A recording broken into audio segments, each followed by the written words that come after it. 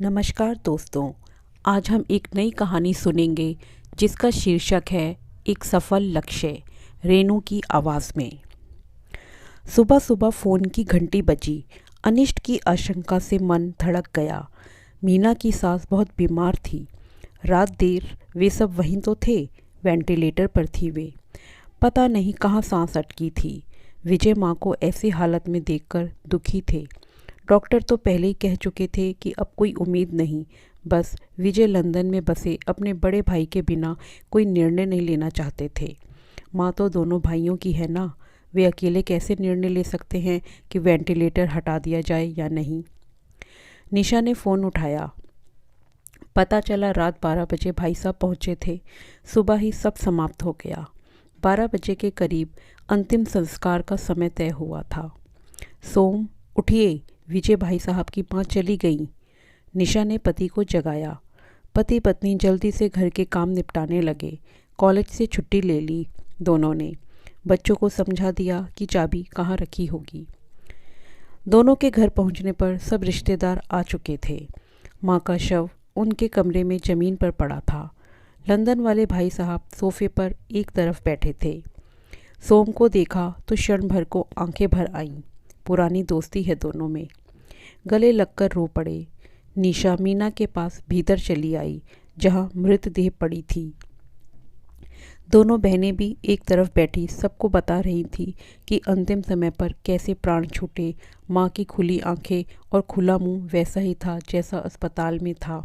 अकड़ा शरीर, आंखें और मुंह बंद नहीं होने दे रहे थे।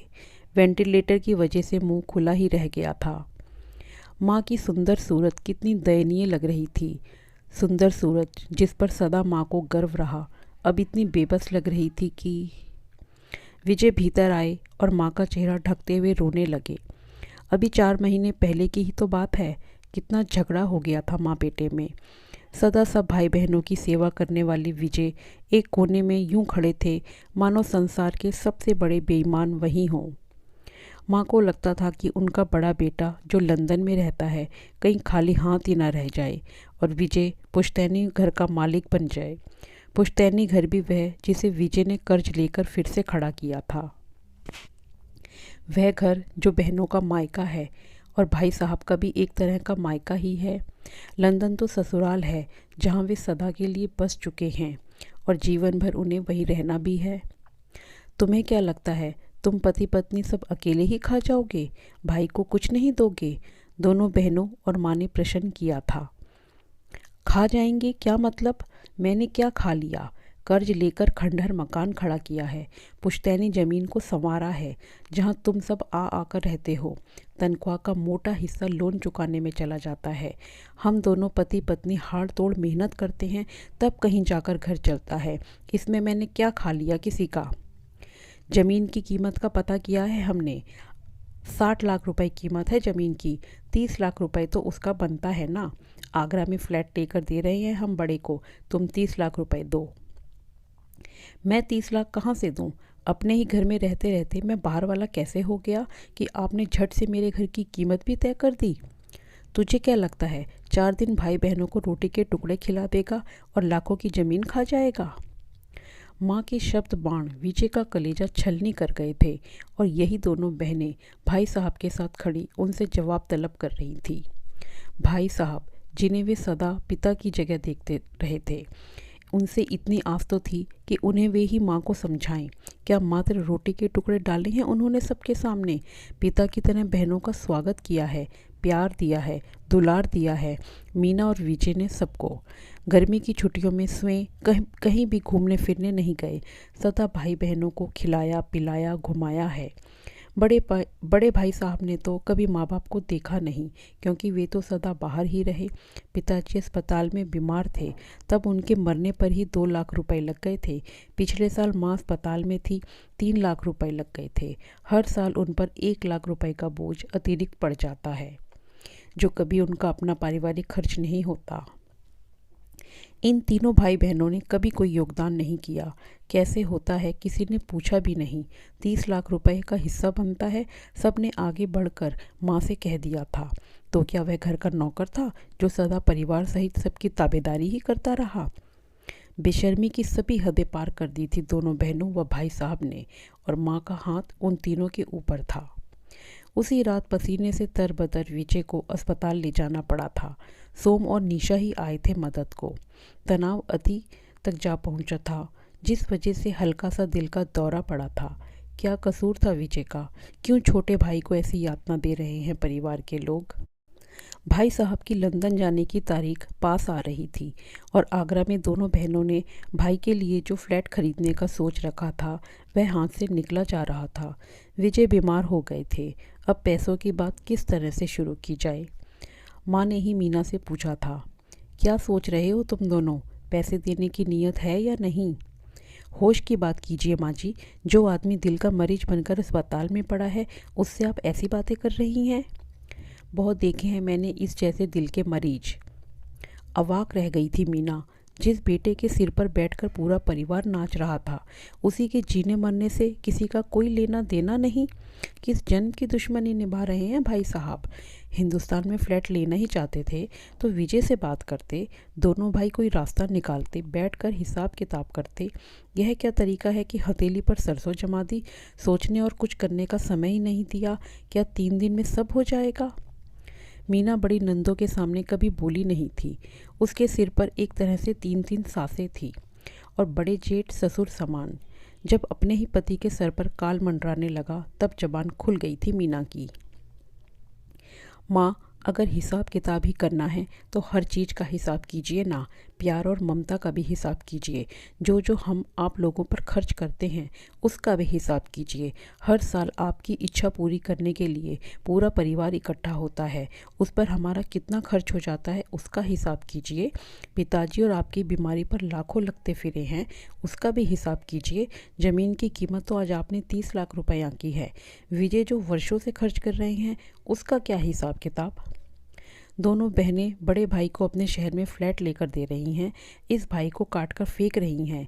क्या भाई साहब लंदन से आकर बहनों की आवभगत क्या करेंगे? और माँ, आप अब क्या लंदन में जाकर रहेंगी भाई साहब की मेम पत्नी के साथ, जिसने कभी आकर आपकी सूरत तक नहीं देखी कि उसकी कोई सासू माँ भी है, नंदे भी हैं, कोई ससुराल है जहाँ उसकी भी जिम्मेदारियाँ हैं?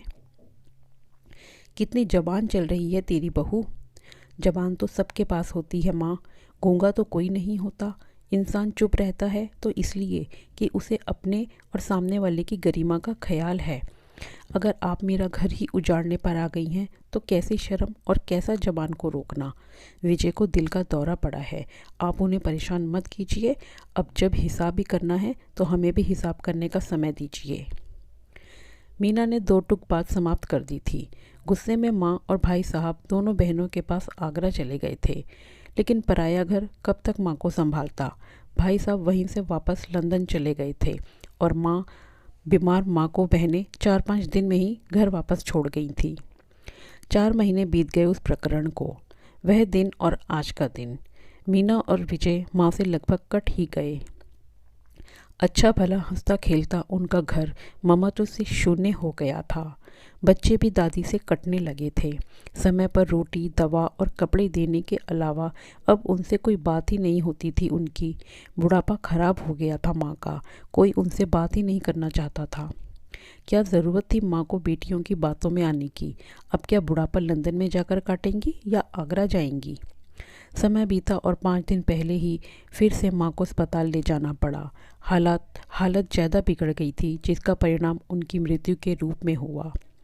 विजय माँ की मौत से ज़्यादा इस सत्य से पीड़ित थे कि उनके भाई बहनों ने मिलकर उनकी माँ का बुढ़ापा बर्बाद कर दिया। उनके जीवन के अंतिम 4-5 महीने नितांत अकेले गुजरे। आज मृतदेह के पास बैठकर आत्मग्लानि का अति कठोर एहसास हो रहा है उन्हें। क्यों मीना ने माँ से जवाब सवाल किए थे? क्यों वह चुप नहीं रही थी? फिर सोचते हैं मीना भी क्या करती? पति की सुरक्षा में वह भी ना बोलती तो और कौन बोलता? उस पल की ज़रूरत वही थी जो उसने किया था। कहाँ से लाते वे 30 लाख रुपए? कहीं डाका मारने जाते या चोरी करते? रुपए क्या पेड़ पर उगते हैं जो वे तोड़ लाते? अच्छा भला खुशी खुशी उनका घर चल रहा था, जिसमें विजय मानसिक शांति के साथ जीते थे। हर साल कंधों पर अतिरिक्त बोझ पड़ जाता था, जिसे वे इस एहसास के साथ सह जाते थे कि यह घर उनकी बहनों का मायका है, जहां आकर वे कुछ दिन चैन से बिता जाती हैं। बुजुर्गों की दुआएं और पिताजी के पैरों की आहट महसूस होती थी उन्हें। उन्होंने कभी भाई साहब से यह हिसाब नहीं किया था कि वे भी कुछ खर्च करें, वे भी तो घर के बेटे ही हैं ना। अधिकार और जिम्मेदारी तो सदा साथ साथ ही चलनी चाहिए ना। कभी जिम्मेदारी नहीं उठाई तो अधिकार की मांग भी क्यों। कभी विजय सोचते कि क्यों माँ दोनों बेटियों की बातों में आकर उनके प्रति ऐसा कहती रही कि वे दिल के मरीज बनकर अस्पताल पहुंच गए। माँ की देह पर दोनों भाई गले लगकर रो ही नहीं पाए, क्योंकि कानों में तो वही शब्द गूंज रहे हैं ना, क्या तुम दोनों पति पत्नी अकेले ही सब खा जाओगे। बेटा बहू बनकर सबकी सेवा आव भगत करने वाले क्षण भर में मात्र पति पत्नी बनकर रह गए थे। एक दूसरे से पीड़ा साझी न करते करते ही माँ का दाह संस्कार हो गया। 13 दिन पूरे हुए और नाते रिश्तेदारों के लिए प्रीति भोज हुआ। सब विदा हो गए, रह गए सिर्फ भाई साहब और दोनों बहनें। आइए भाई साहब, हिसाब करें। विजय ने मेज पर कागज़ बिछाकर उन्हें आवाज़ दी। बहनें और भाई साहब अपना अपना सामान पैक कर रहे थे। कैसा हिसाब? भाई साहब के हाथ रुक गए थे। वे बाहर चले आए। विजय के स्वर में अपनत्व की जगह कड़वाहट थी, जिसे उन्होंने पूरी उम्र कभी महसूस नहीं किया था।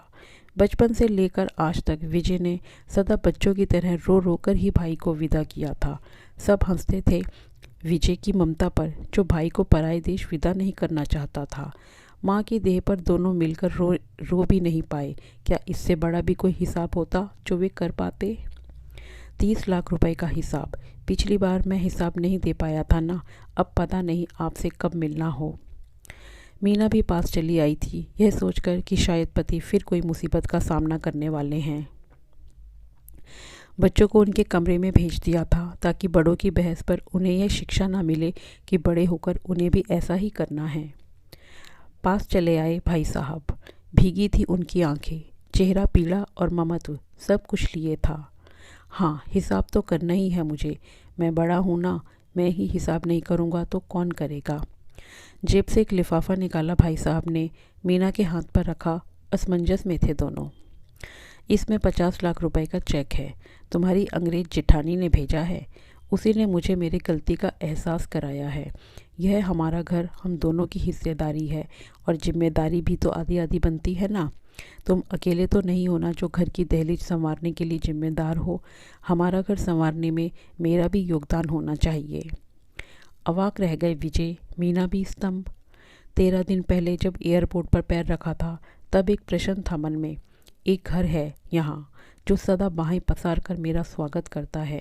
ऐसा घर जो मेरे बुजुर्गों का घर है, मेरे भाई का घर है। ऐसा घर जहाँ मुझे वह सब मिलता है जिसे मैं करोड़ों खर्च करके भी संसार के किसी कोने में नहीं पा सकता। यहाँ वह है जो अमूल्य है और जिसे मैंने सदा अपना अधिकार समझकर पाया भी है।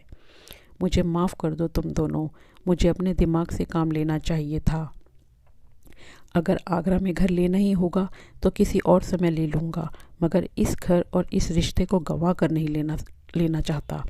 तुम दोनों मेरे बच्चों जैसे हो, तुम्हारे साथ न्याय नहीं किया मैंने। मानो जमी हुई काई किसी ने एक ही झटके से पोंछ दी। स्नेह और रिश्ते का शीशा जिस पर धूल जम गई थी, साफ कर दिया किसी ने।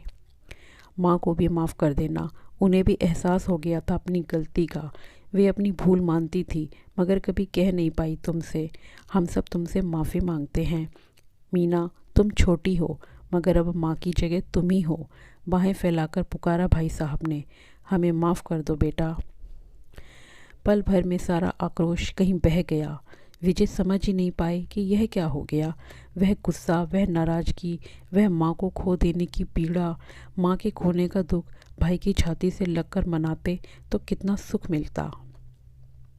बहरहाल जो चित्कार एक माँ की आखिरी सांस पर होनी चाहिए थी, वह 13 दिन बाद हुई, जब चारों भाई बहन एक दूसरे से लिपट कर रोए। उन्होंने क्या खो दिया तब पता चला, जब एक का रोना दूसरे के कंधे पर हुआ। अब पता चला कि क्या चला गया और क्या पा लिया। जो खो गया उसके जाने का समय था और जो बचा लिया उसे बचा लेने में ही समझदारी थी। शाश्वत सत्य है मौत, जिसे रोक पाना उनके बस में नहीं था, और जो बस में है उसे बचा लेना ही लक्ष्य होना चाहिए था। एक हंसता खेलता घर बचाकर उसमें रिश्तों की ऊष्मा को समा लेने का सफल लक्ष्य। तो दोस्तों, ये थी हमारी कहानी एक सफल लक्ष्य। आशा करती हूँ आपको ये कहानी पसंद आई होगी, तो इसे लाइक कीजिए, शेयर कीजिए और सब्सक्राइब कीजिए। धन्यवाद।